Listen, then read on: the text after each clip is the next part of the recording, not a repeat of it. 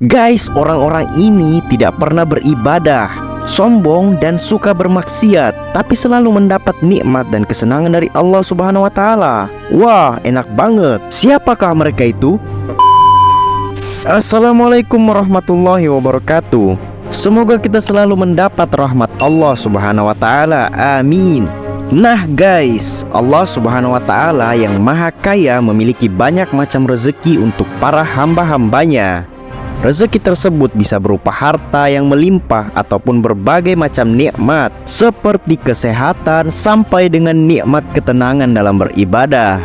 Tapi kamu tahu tidak, ada tanda-tanda bahwa rezeki yang didapatkan seseorang ternyata membawa azab Allah Subhanahu wa taala. Rezeki ini berupa jebakan kenikmatan dan kesenangan yang diberikan kepada orang-orang yang dimurkahi Allah Subhanahu wa taala agar mereka terus lalai, dan hal ini disebut dengan istidraj. Lantas, apa saja tanda rezeki yang membawa azab Allah Subhanahu wa taala? Nah guys, orang-orang istidraj ini biasanya selalu merasa bahagia meski diterpa kejadian-kejadian aneh. Mereka mengira rezeki yang mereka dapat itu karena memang berhak memilikinya atas usaha mereka sendiri. Nah, berikut tanda-tanda orang istidraj dengan rezeki yang membawa azab Allah Subhanahu wa taala. Yang pertama, diberi kenikmatan melimpah ketika keimanannya sedang menurun. Tanda pertama dari istidraj ini adalah kenikmatan duniawi yang semakin melimpah dan mudah didapat, sementara keimanan dan ibadah kepada Allah Subhanahu wa taala tengah menurun. Pemberian Allah Subhanahu wa taala dari materi perbuatan dosa ini merupakan istidraj.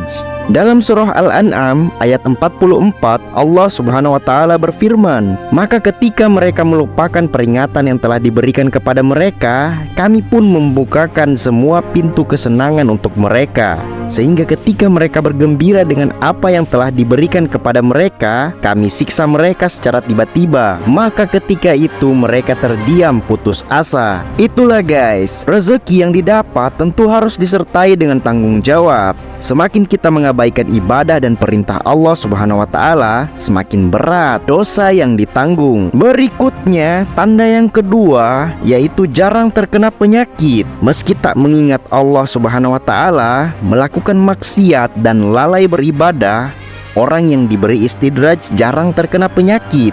Dia juga jarang tertimpa musibah. Imam Syafi'i pernah mengatakan bahwa setiap orang pernah mengalami sakit suatu ketika dalam hidupnya. Jika engkau tak pernah sakit, maka tengoklah ke belakang. Mungkin ada yang salah dengan dirimu. Sakit merupakan hal yang lumrah, tapi orang yang mendapat istidraj biasanya jarang jatuh sakit, sebab salah satu dari hikmah sakit adalah meringankan dosa-dosa. Wallahu a'lam bishawab. Nah guys, tanda yang ketiga, hartanya terus melimpah padahal kikir. Surah Al-Humazah ayat 1-4 menjelaskan tentang orang kikir yang selalu menghitung harta mereka. Mereka inilah yang mengira hartanya akan mengukuhkan posisi dan kekuasaannya di bumi ini. Celakalah bagi setiap pengumpat dan pencela yang mengumpulkan harta dan menghitung-hitungnya. Dia manusia mengira bahwa hartanya itu dapat mengekalkannya. Sekali-kali tidak, pasti dia akan dilemparkan ke dalam neraka. Allah menjadikan kekikiran seseorang sebagai istidraj. Allah membuat dirinya semakin kikir dan semakin bertambah kejayaannya. Tanda yang keempat, mendapat kesenangan dan kegembiraan meski melakukan maksiat. Nah guys, tanda selanjutnya adalah maksiat yang selalu dilakukan, namun kehidupannya di dunia semakin sukses dan sejahtera. Rasulullah SAW bersabda, "Bila kamu melihat Allah memberi pada hamba perkara dunia yang diinginkannya, padahal dia terus berada dalam kemaksiatan kepadanya, maka ketahuilah bahwa hal itu adalah istidraj, jebakan berupa kenikmatan yang disegerakan dari Allah." Hadis riwayat Ahmad. Dalam Mutiara Nahjul Balaghah, Ali bin Abi Thalib radhiyallahu anhu berkata, "Hai anak Adam, ingat dan waspadalah bila engkau lihat Rabbmu terus melimpahkan nikmat atas dirimu, sementara engkau terus-menerus melakukan maksiat kepadanya. Pangkal dari perbuatan maksiat adalah kehancuran dan penderitaan. Ketika maksiat terus dilakukan, namun kehidupan dunia semakin sukses, maka hal itu merupakan kemurahan hati Allah dalam bentuk istidraj." Astagfirullah. Berikutnya guys, tanda yang kelima yaitu rezeki yang datang ditanggapi dengan kesombongan dan tinggi hati. Harta yang bergelimang berpotensi membuat hati menjadi sombong dan menganggap remeh orang lain. Orang yang istidraj merasa segala kenikmatan yang dia dapat semua karena usahanya sendiri tanpa campur tangan Allah Subhanahu wa taala. Allah Subhanahu wa taala berfirman, "Dan apabila kami berikan kesenangan kepada manusia, niscaya dia berpaling dan menjauhkan diri dengan sombong. Dan apabila dia ditimpa kesulitan, niscaya dia berputus asa." Quran Surah Al-Isra ayat 83. Tanda yang keenam, merasa bahagia tanpa takut azab Allah Subhanahu wa taala. Karakter istidraj ini muncul karena pelaku merasa berhak atas rezeki yang diterima. Mereka tidak berpikir ada pihak yang lebih berhak atas rezeki tersebut. Rezeki yang dia dapatkan biasanya diperoleh dengan cara yang tidak baik.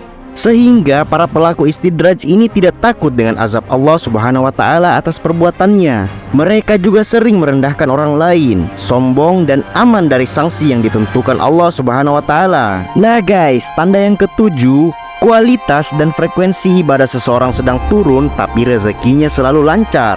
Dengan mutu dan frekuensi ibadah yang menurun, sudah selayaknya seorang hamba mendapat teguran. Namun hal sebaliknya terjadi pada pelaku istidraj. Rezeki mereka tetap lancar atau malah makin naik, walau kualitas dan kuantitas ibadahnya menurun. Perlu diingat guys, rezeki tidak hanya ditinjau dari aspek material, namun juga non-material. Misal tubuh sehat, hati senang dan tenang, serta terhindar dari kecelakaan. Pelaku istidraj tidak sadar dirinya sedang diuji Allah Subhanahu wa taala, sehingga mereka terus lalai sampai ajal menjemput. Nah guys, itulah tanda-tanda rezeki yang membawa azab Allah Subhanahu wa taala. Semoga kita dihindarkan dari istidraj dan senantiasa mensyukuri nikmat yang Allah Subhanahu wa taala berikan. Amin. Wallahu a'lam bishawab. Wassalamualaikum warahmatullahi wabarakatuh.